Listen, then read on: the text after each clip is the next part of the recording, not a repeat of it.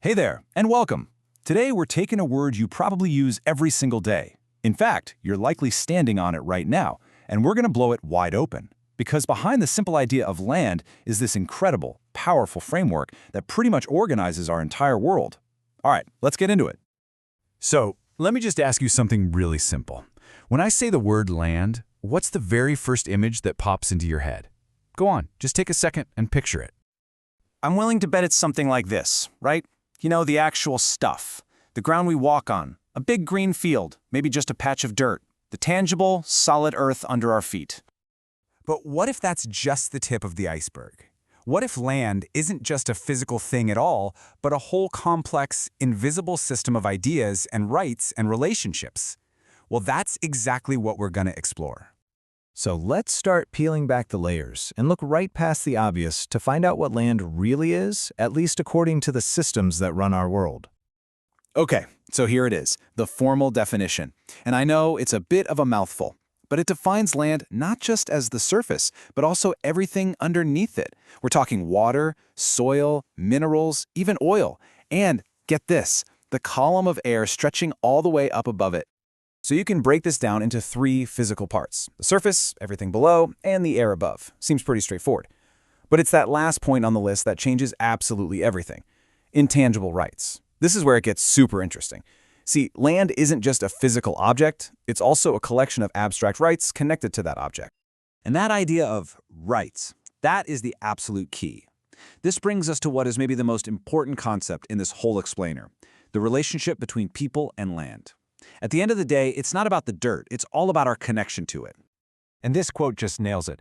It's the property rights that create the official relationship between a person and a place. It's like this invisible bridge that transforms some random spot on the globe into your property, or your farm, or your home. The right is the relationship. A really cool way to think about this is as a bundle of rights. Just imagine you're holding a bundle of sticks.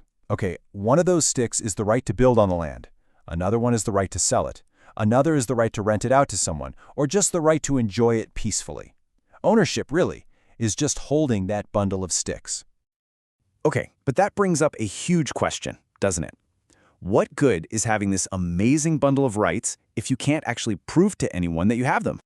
And this is where the logic just clicks into place. It's so simple, but it's incredibly powerful. First, land exists. We got that.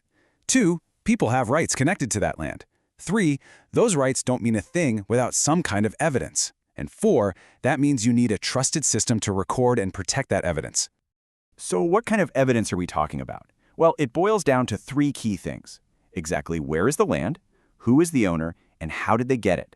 It's the fundamental who, where, and how of ownership.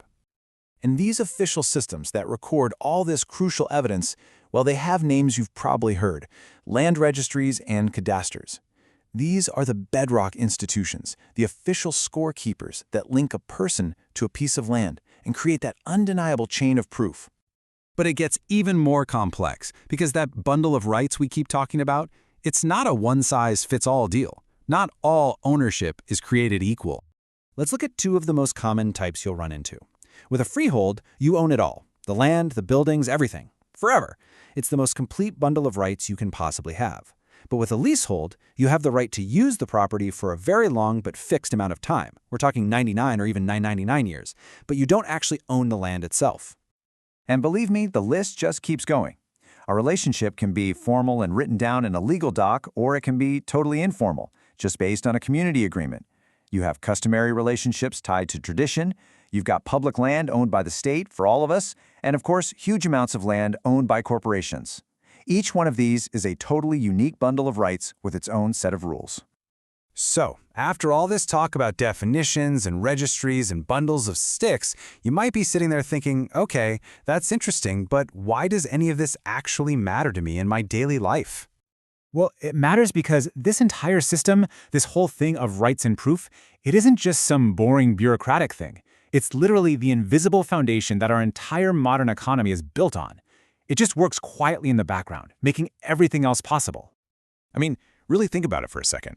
The only reason you can confidently buy a house or a bank can feel safe giving you a mortgage is because we all have this shared trust in the system that proves you are the true owner. It's what gives us the stability and the certainty we need to invest, to build, and to plan for our futures. And all of this leaves us with one last big kind of mind-bending question. For all of human history, land has meant a physical piece of the earth. But now, as we build these massive digital worlds, metaverses, online platforms, what is land going to mean there? How are we going to prove who owns a purely digital plot? The invisible framework we just explored, that's the blueprint we're going to have to use for the next great challenge in defining what it means to own a piece of our world. Really makes you think, doesn't it?